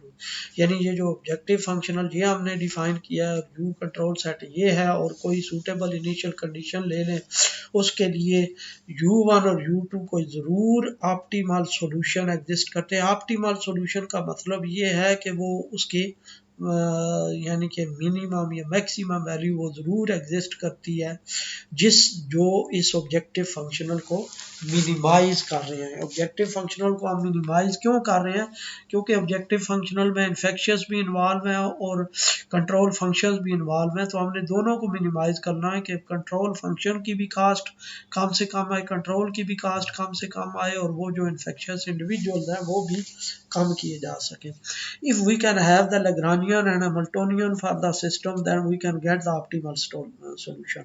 तो हम ये ऑप्टिमल सॉल्यूशन कैसे डिफाइन कर सकते हैं कि अगर हम एक लैग्रानियन हमारे पास हो और लैग्रानियन को लेके अगर हम एक हैमिल्टोनियन डिफाइन कर लें, आगे हम देखते हैं लैग्रानियन हम कौन सा लेते हैं फिर हैमिल्टोनियन कौन सा लेते हैं, तो फिर उसके लिए हम ये ऑप्टिमल सॉल्यूशन फाइंड कर सकते हैं।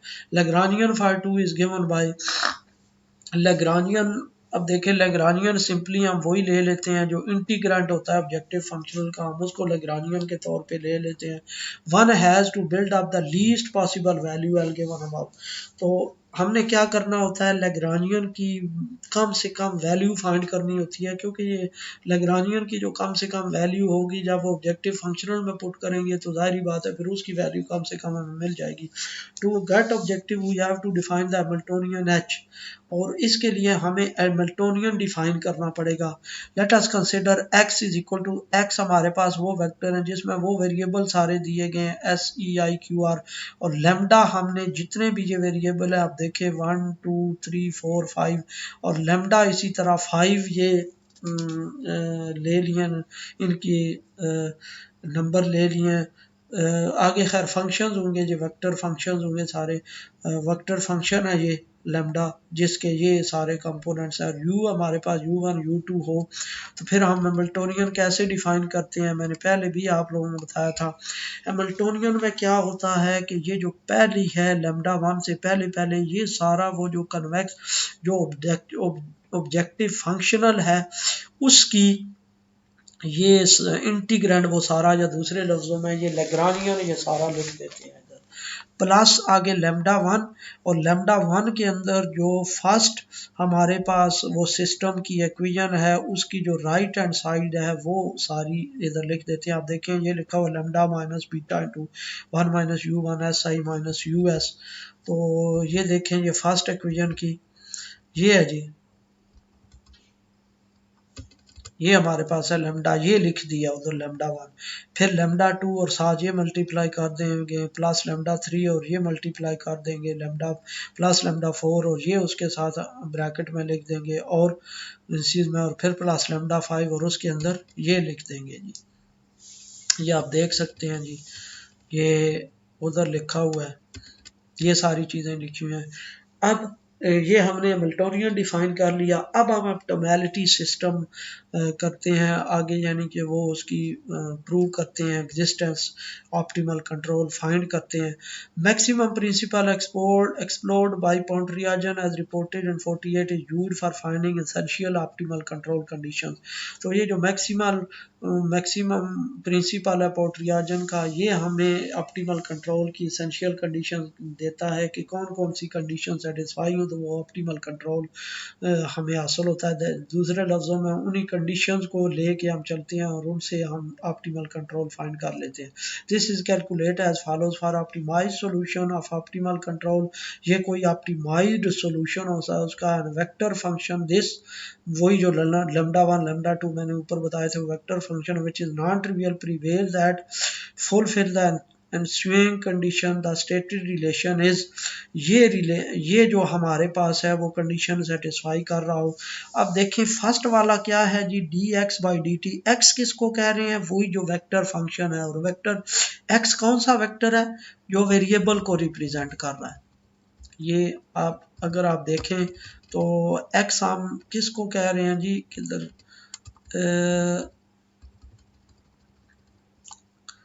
यहाँ पे x किसको कह रहे हैं, वो जो वेरिएबल्स हैं वो जो क्लासेस हैं उसको कह रहे हैं, और लेमडा हमने डिफाइन किया हुआ है।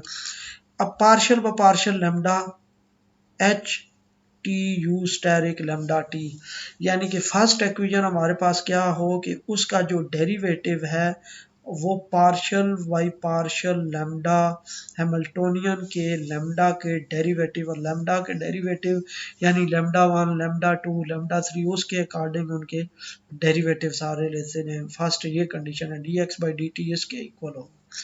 दूसरा क्या है कि partial H by partial U is equal to zero, यानी कि वो जो हैमिल्टोनियन हमने ऊपर डिफाइन किया है उसका derivative with respect to U one U two जितने भी कंट्रोल्स हैं वो लेंगे फिर उसको जीरो रख देंगे। तीसरा क्या है D lambda by D T, D lambda by D T, अब लेमडा वेक्टर है, इसमें lambda one lambda two lambda three lambda four है, यानी ये 5 इक्वेशंस ये आ जाएंगी, वो जो मैंने पहले भी इससे पहले वीडियो में बताया था कि वो कैसे आएंगी, माइनस पार्शियल में partial X H T U lambda T, यानी D lambda one by D T किसके इक्वल होगा, minus partial by partial S पहला जो वेरिएबल है उसके अकॉर्डिंग। D lambda two by D T क्या होगा, minus partial by partial E of Hamiltonian, यानी हैमिल्टोनियन का पूरे का डेरिवेटिव विद रेस्पेक्ट टू ही लेंगे, माइनस से मल्टीप्लाई करेंगे तो वो डी लैम्डा 2/dt आ जाएगा। ये हमारे पास कंडीशन ऑप्टिमाइज सॉल्यूशंस के लिए। No mandatory conditions are incorporated for as. अब जो नेसेसरी कंडीशंस हैं हम वो फाइंड करते हैं, कौन कौन सी हैं जी।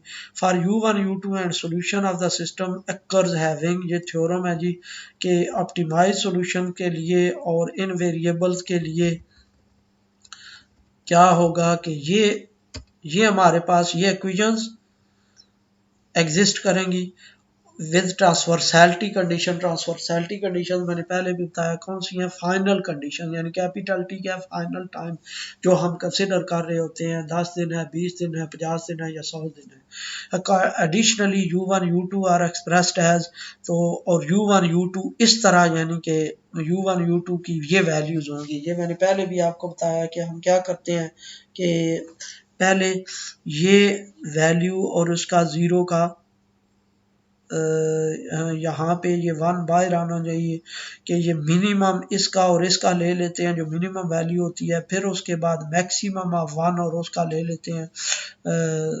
सॉरी पहले, हाँ ये मैक्सिमम और मिनिमम की फॉर्म में है, ये पहले यानी मिनिमम लिया गया है उसका कि ये 1 और इसका जो मिनिमम होगा वो लेंगे इनमें से, यानी अगर तो 1 से ये ग्रेटर है तो मिनिमम 1 हो जाएगा, और अगर 1 से ये लेस है तो मिनिमम ये हो जाएगा, फिर उसका और ज़ीरो का मैक्सिमम ले लेंगे, जो भी उसमें जो भी मैक्सिमम होगा वो ले लेंगे उसका।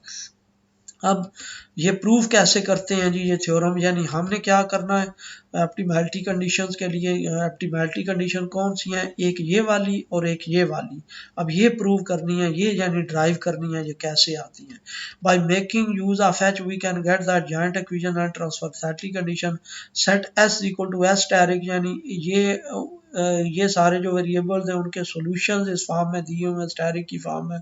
And differentiate the Hamiltonian H with respect two variable S E I Q R, hence वही है, यानी कि एस्टेरिक ये सॉल्यूशन आप ले लें और हैमिल्टोनियन को विद रिस्पेक्ट टू इन वेरिएबल अगर हम डेरिवेटिव उनका लें तो ये इक्वेशंस आ जाती हैं। किस तरह के, डी लैम्डा 1/dt किसके इक्वल होगा, minus partial H by partial S, यानी हैमिल्टोनियन का derivative with respect two variable S, हम पार्शियल डेरिवेटिव लेंगे, माइनस से मल्टीप्लाई करेंगे तो ये फर्स्ट इक्वेशन आ जाएगी।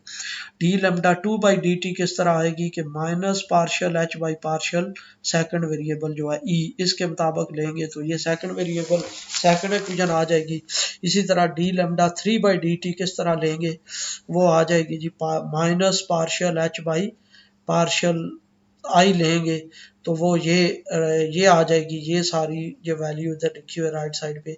इसी तरह डी लैम्डा 4/dt क्या आएगा, minus partial H by partial Q, तो वो ये आ जाएगी।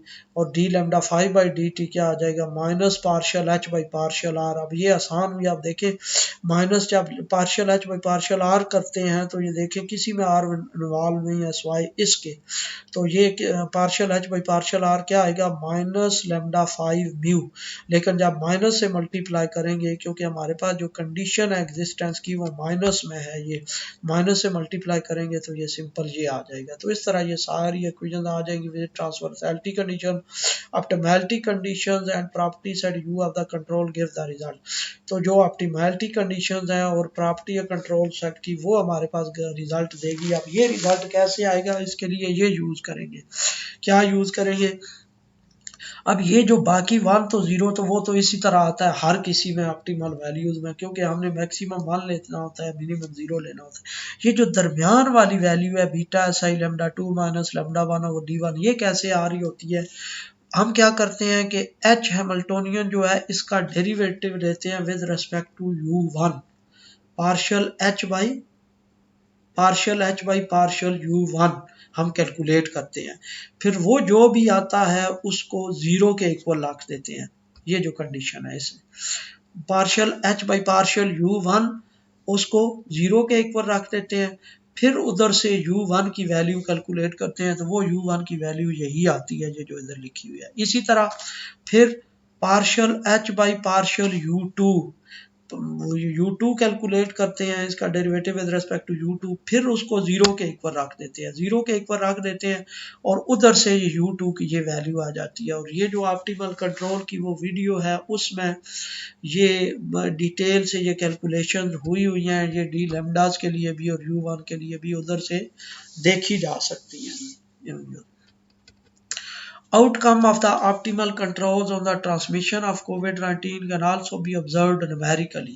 अब ये जो optimal control हमने अप्लाई किए हैं इनकी जो outcome है कि कितने इफेक्टिव हैं वो numerically हम देख भी सकते हैं। Horizontal axis present time in days and vertical axis indicates individuals in the specific compartment।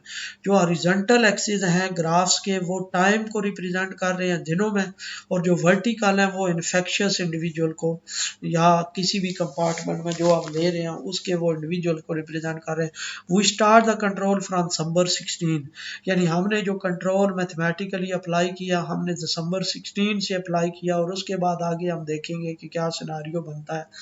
तो दिसंबर 16 में यानी वो वैल्यूज हमने इनिशियल वैल्यूज ली हैं, फिर उस पर ये एक्चुअल डाटा हमने लिया है, यानी कोई ज्यूम नहीं किया, यानी पाकिस्तान का जो एक्चुअल डाटा है कोविड का दिसंबर 16 में वो सारा एक्चुअल डाटा लेके फिर उससे मैथमेटिकली हमने सॉल्व किया है।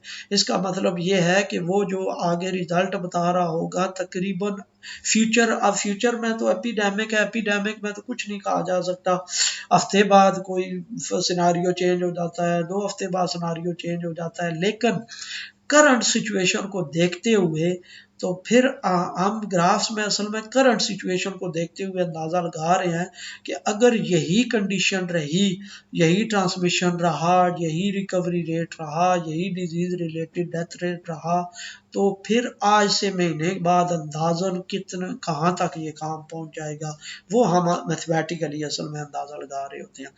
The actual number of COVID-19 patients was approximately 48,369, यानी दिसंबर 16 को तकरीबन इतने पेशेंट्स थे कोविड-19 के। We take this number as an initial value, यानी ये हमने इनिशियल वैल्यू ली जब उसको सोल्यूशन को स्टार्ट किया, and simulate the modified model for the next 30 days, और अगले 30 दिनों के लिए हमने मॉडल को का ग्राफ बनाया और उसमें फिर देखते हैं कि क्या बिहेवियर आ रहा है। In figure 8A we observe that the number of susceptible humans increases by applying the control। तो 8A हमें फिगर ये बता रही है कि कंट्रोल अप्लाई करने से जो ससेप्टेबल हैं ह्यूमंस हैं वो इंक्रीज हो रहे हैं।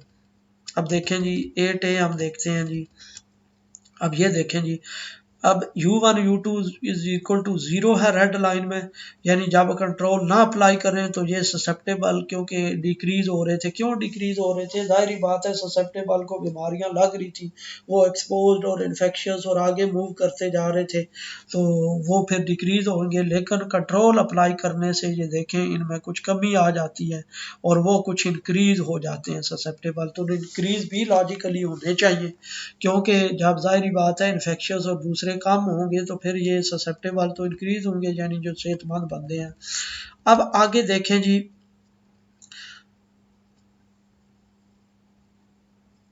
Figure 8b shows the persons having coronavirus decreases by applying the control।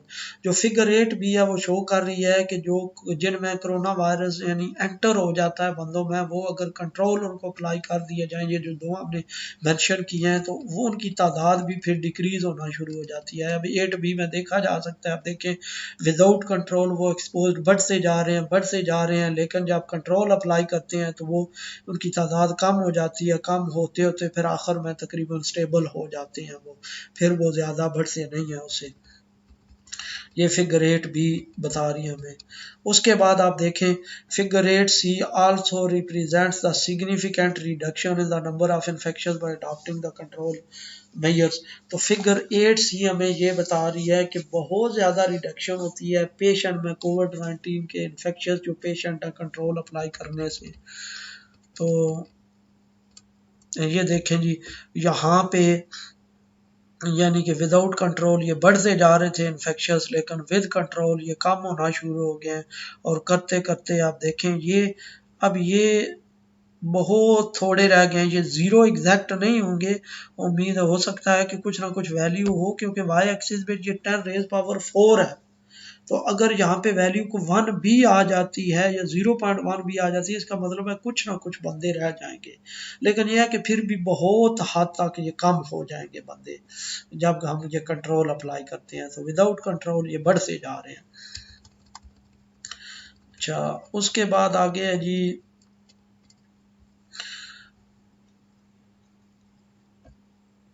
there will be no considerable difference in the number of quarantine individual, यानी ये अप्लाई कर कंट्रोल अप्लाई करते हुए को उनमें क्वारंटाइन में इतना डिफरेंस हमें नहीं आ रहा। अब हम ये नहीं कह सकते कि डिफरेंस क्यों नहीं आ रहा, रीज़न क्या है। हमने तो जस्ट मैथमेटिक्स अप्लाई करके तो देखा है कि क्या रिजल्ट आएगा।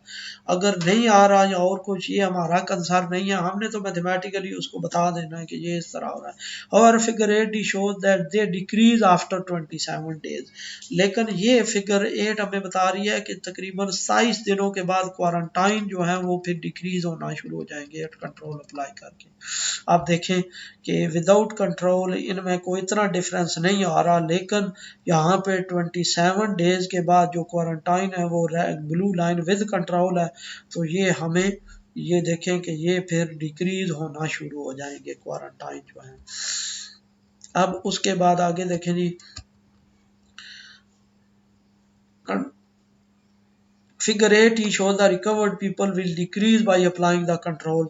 तो यानी रिकवर्ड जो पीपल हैं वो कम होना शुरू हो जाएंगे अप्लाई कंट्रोल अप्लाई करके, क्योंकि रिकवरी जो है वो ज़ाहिर बात है रिकवर पीपल ये उसमें कमी वाक़ आ जाएगी। कमी क्यों वाक़ आ जाएगी, ज़ाहिर बात है जब पीछे से एक्सपोज्ड कम होंगे, इन्फेक्शस कम होंगे, क्वारंटाइन कम होंगे, तो वही आगे रिकवर होते जा रहे हैं। तो जब पीछे वो बहुत कम तादाद रह जाएगी तो पीछे फिर आगे रिकवर्ड पीपल की तादाद भी कम होती जाएगी।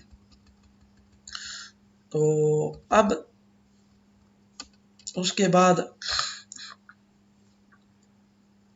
Control profile is shown in figure 8F। अब कंट्रोल प्रोफाइल हमें ये जो कंट्रोल है वो कंट्रोल फंक्शंस उसकी प्रोफाइल हमें बता रही है 8F में। आप देखें U1 ये ग्रीन है, U1 कंट्रोल आपको याद होगा, U1 कंट्रोल हमने कौन सा लिया था, सोशल डिस्टेंसिंग, सोशल डिस्टेंसिंग और फेस मास्क। तो ये 0.7 और यहाँ पे मेरा ख्याल है 0.7 0.8 के करीब है तकरीबन। यानी इसका मतलब ये है कि पूरी एफिशिएंसी विद 80% एफिकेसी के साथ हमें U1 कंट्रोल अप्लाई करना पड़ेगा 30 दिन तक। यानी इसका मतलब ये है कि 30 दिन अगर हम ये जो अभी करंट सिनारियो की बात कर रहे हैं, हम दिसंबर 16 की बात कर रहे हैं कि दिसंबर 16 का जो डाटा है उसको देखते हुए हम ये अंदाज़ा लगा रहे हैं कि ये जो 2 कंट्रोल पॉलिसीज हमने डिज़ाइन की हैं, कौन सी, सोशल डिस्टेंसिंग और फेस मास्क की, ये दूसरी कौन सी है, quick isolation of exposed individual. तो ये दोनों जो पॉलिसीज़ हैं, अब उसको देखते हुए हम ये कह रहे हैं कि जो फेस मास्क की पॉलिसीज़ हैं या उनको या सोशल डिस्टेंसिंग की है, वो अगर हम इस तरह रिस्ट्रिक्शन इतनी लगाएं कि 80% इफेक्टिव हो। 80% एफिकेसी का मतलब यही है कि 80% मास्क फेस मास्क अगर यूज़ करी पॉपुलेशन, और उसके बाद 80% जो है वो पॉपुलेशन टोटल पॉपुलेशन में से ऐसी हो जो सोशल डिस्टेंसिंग रखे और ये 30 दिनों तक रखे, तो फिर ये जो सिनारियो ऊपर हमने लिखे हुए हैं वो हो सकते हैं। यानी फिर हम ये कह सकते हैं कि जो इन्फेक्शियस इंडिविजुअल्स हैं वो इधर से इधर तक डिक्रीज हो जाएंगे। अब ये एक आइडियल सी सिचुएशन बन जाती है। अब देखें यहाँ पे ये 1 × 10⁴ तकरीबन यानी 10,000 या 0.1 भी कहें कि 200 या 500 रह जाते हैं कैसे। तो ये तो खैर हमें मैथमेटिकल क्या बताया जा रहा है, 80% एफिकेसी। तो ये तो 22 करोड़ में वैसे है बड़ी मुश्किल सी बात लगती है कि 22 करोड़ में से अगर 80% बंदे फेस मास्क यूज़ करें तो तब ये कुछ 100 की तादाद में रह जाएंगे। यानी करंट सिचुएशन को देखते हुए मैं बार बार कह रहा हूँ कि करंट सिचुएशन, हमें नहीं पता बाद में क्या सिनारियो होगा, लेकिन ये दिसंबर 16 की सिचुएशन को देखते हुए हम ये अंदाज़ा लगा रहे हैं। फिर जो जो टाइम गुजरता है या मज़ीद फिर हम सिमुलेट करके मज़ीद कोई उसमें से तो फिर उसके हो सकता है रिजल्ट इससे डिफरेंट हो जाए। अब U2 कंट्रोल हमारे पास क्या था कि quick isolation of exposed individual, यानी किसको शक हुआ कि कोरोना वायरस है और वो फटाफट उसको सेपरेट कर दिया।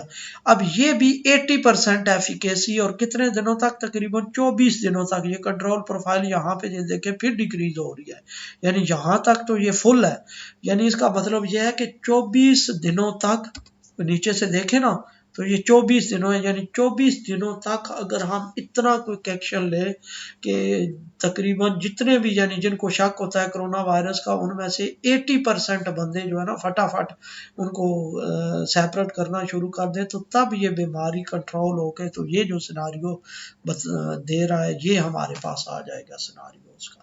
तो इस तरह ये ऑप्टिमल कंट्रोल हम अप्लाई करके, अब देखें ये सारे मैथमेटिक्स का ये काम होता है। हमें नहीं पता रिकवर कैसे होंगे, कौन सी दवाई चाहिए जिस वजह से वो, कौन सी मेडिसिन पेशेंट को दें कि वो रिकवर हो जाए, जल्दी रिकवर हो, देर से रिकवर हो, कौन से ऐसे करें।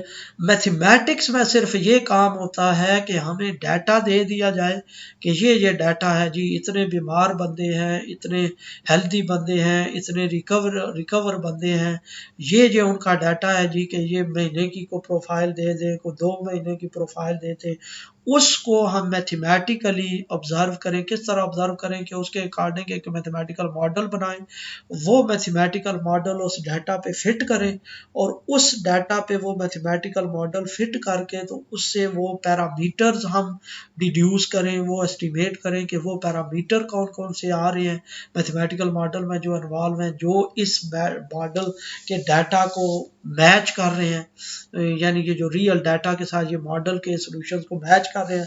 फिर जब वो पैरामीटर की वैल्यूज हमें फाइंड हो जाए, फिर वही पैरामीटर की वैल्यूज हम यूज करके, तो हम सबसे पहले फिर ये अंदाजा लगाते हैं कि कौन कौन से पैरामीटर इनमें से ज़्यादा सेंसिटिव हैं, कि कौन कौन सी चीज़ें हैं जिन पे हमें ज़्यादा फोकस करना पड़ेगा इस बीमारी को कंट्रोल करने के लिए। और वो हम सेंसिटिविटी ऑफ आर नॉट लिखते हैं कि रिप्रोडक्शन नंबर या एंडेमिक लेवल की भी सेंसिटिविटी कई दफ़ा फाइंड कर लेते हैं कि अगर आर नॉट हो या दोनों की है। एंडेमिक लेवल का मतलब यही है कि इन्फेक्टेड की भी हम कई दफ़ा सेंसिटिविटी फाइंड कर लेते हैं कि किन पैरामीटर्स जो ज़्यादा जो हैं वो इफ़ेक्टिव हैं उसको इन्फेक्शियस पीपल को कम करने में। लेकिन बेसिक ज़्यादातर हम सेंसिटिविटी आर नॉट की लेते हैं कि किससे बेसिक रिप्रोडक्शन नंबर ज़्यादा सेंसिटिव है, उससे हमें अंदाज़ा हो जाता है कि ये जो चीज़ें हैं इन पे हमें फोकस ज़्यादा करना चाहिए। तो फिर हम क्या करते हैं कि मैथमेटिकली, ये सारा काम हम मैथमेटिकली कर रहे हैं, तो मैथमेटिकली फिर उन चीज़ों को देखते हुए हम कोई रीज़नेबल कंट्रोल डिफाइन करते हैं कि ये हमारा कंट्रोल हमारे पास होने चाहिए।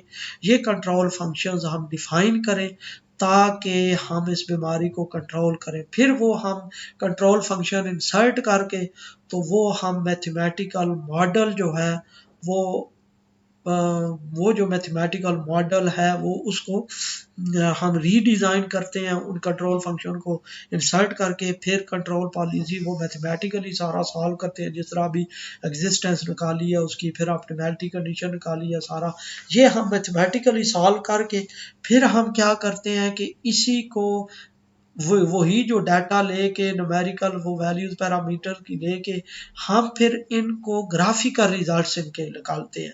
यानी कोई सॉफ्टवेयर यूज़ करके, मैटलैब, मैथमेटिका जो भी सॉफ्टवेयर यूज़ करके उसमें प्रोग्रामिंग करके, तो ये हम ये वैल्यूज़ वहाँ पे पुट करके तो इसके ग्राफिकल रिजल्ट निकालते हैं कि इसके मुताबिक हमें फिर उससे हमें अंदाज़ा हो जाता है कि अगर ये कंट्रोल हम अप्लाई करते हैं तो कितनी कमी वाक़या हो सकती है और कितने दिन तक ये कमी वाक़या हो सकती है। यानी हो सकता है कई दफ़ा ऐसे रिज़ल्ट आ जाए कि पहले 20 दिन 25 दिन कोई फ़र्क नहीं पड़ रहा, फिर बाद में कहीं डिक्रीज़ होना शुरू हो जाते हैं। तो ये मुख्तलिफ फिर सिनारियो बनते हैं, वो तो फिर ग्राफ से रिप्रेजेंट होता है।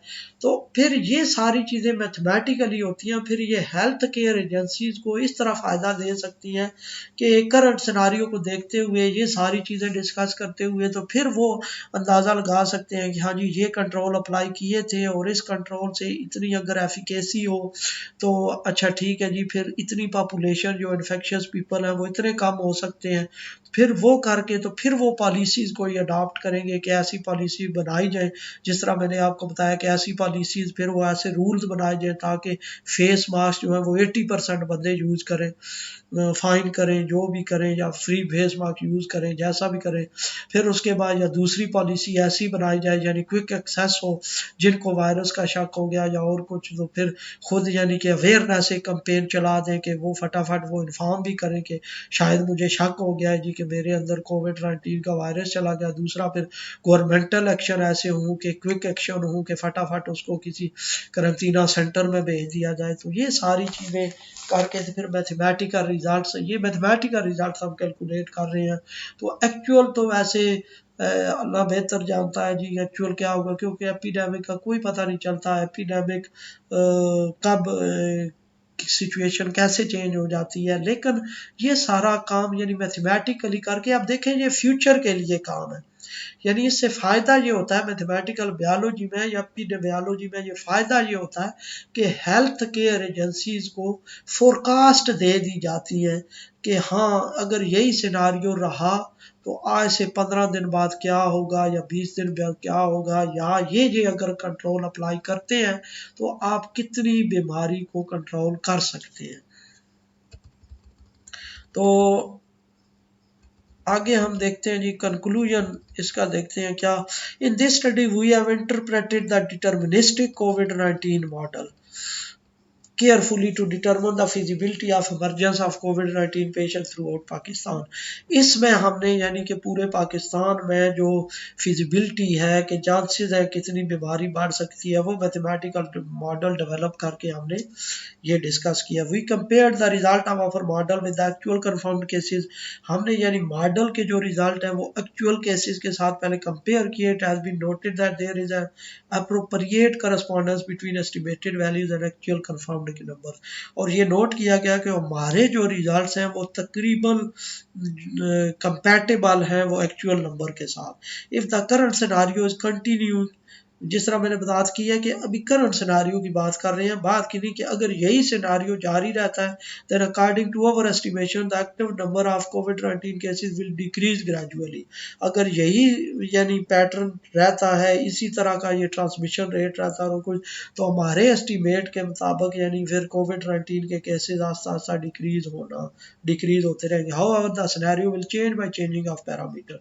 तो लेकिन ये सिनेरियो चेंज भी हो सकता है पैरामीटर वैल्यू चेंज होने से। तो पैरामीटर वैल्यू कैसे चेंज होगी, जब कोई सिनेरियो यानी एक्चुअल फिर अगर थोड़ा सा कोई इसमें चेंजिंग आ जाती है तो फिर हम दोबारा जब मॉडल को फिट करेंगे, फिर अगर पैरामीटर की वैल्यू उसमें चेंज आ जाती है तो फिर उनको देख के फिर बताया जा सकता है कि फ्यूचर में क्या होगा।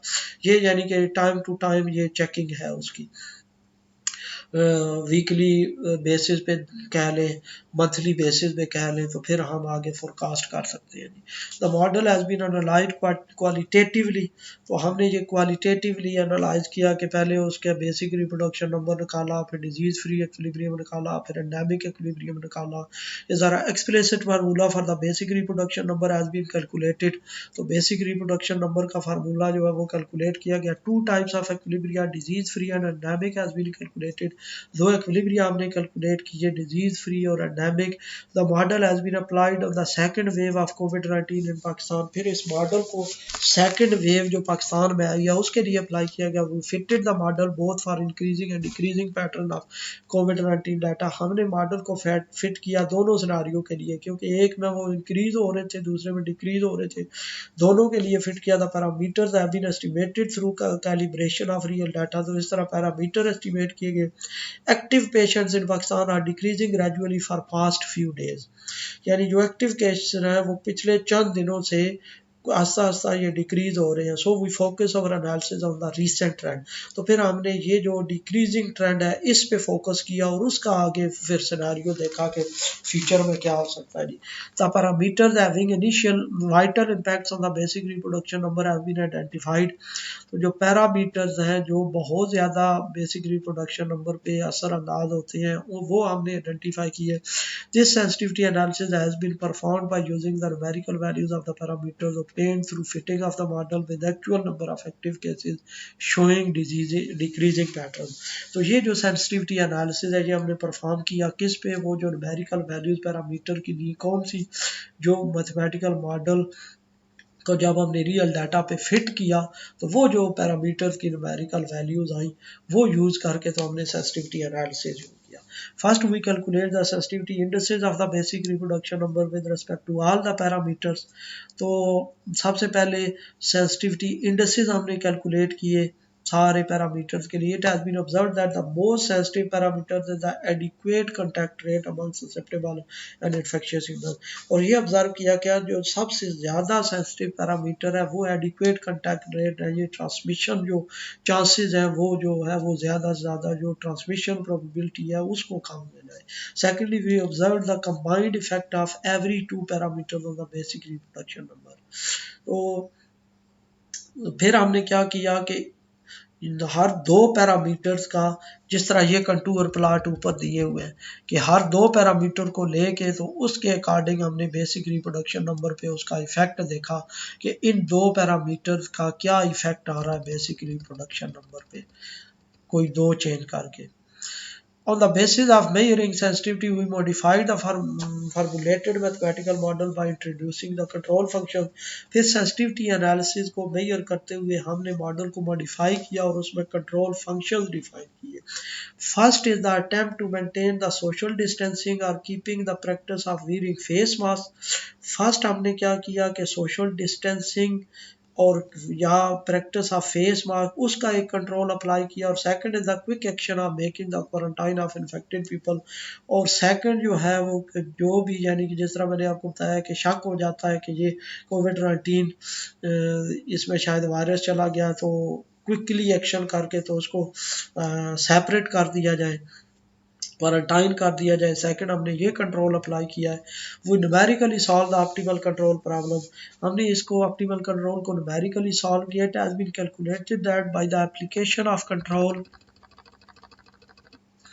measures the number of exposed and infectious individuals will be approximately 14,260 and 16,210 respectively।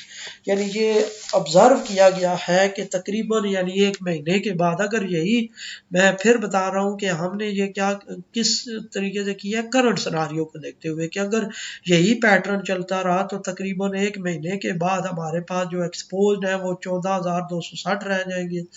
यानी अगर ये डिक्रीज होते गए तो तकरीबन एक महीने के बाद ये इतने पेशेंट रह जाएंगे करंट सिनारियो के मुताबिक जो हमने करंट अभी एस्टिमेट दे रहे हैं।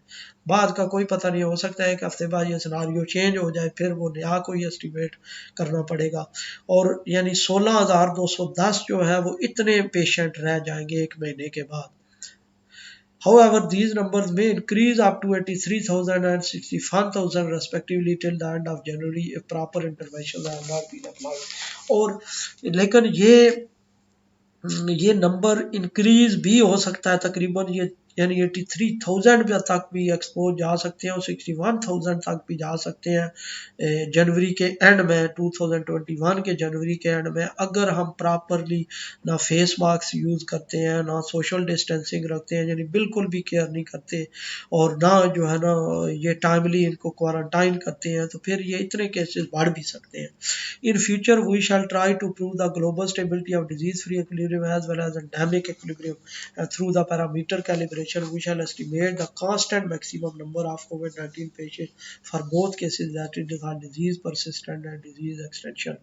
तो हम यानी फ्यूचर में ये ग्लोबल स्टेबिलिटी डिजीज़ फ्री की और एंडेमिक की हम ये प्रूव करेंगे और फिर देखेंगे कि अगर यानी कि ये बीमारी कंट्रोल बिल्कुल ख़त्म हो जाती है तो कितने दिनों तक ये बिल्कुल ख़त्म हो जाएगी बीमारी, अगर रिप्रोडक्शन नंबर को हम कामयाब हो जाते हैं लेस दैन 1 बनाने में। और अगर हम नहीं कामयाब होते लेस दैन 1 बनाने में तो फिर हम फ्यूचर में ये ग्लोबल स्टेबिलिटी हमें ये भी बता सकती है कि फिर फ्यूचर में ये कितने केसेस तक कहाँ तक जा सकते हैं cases at the and maximum यहाँ से, यानी कि वो फिर उसके बाद ये केसेस इंक्रीज भी करेंगे। Mathematical model also can be modified for example by the addition of hospitalized class.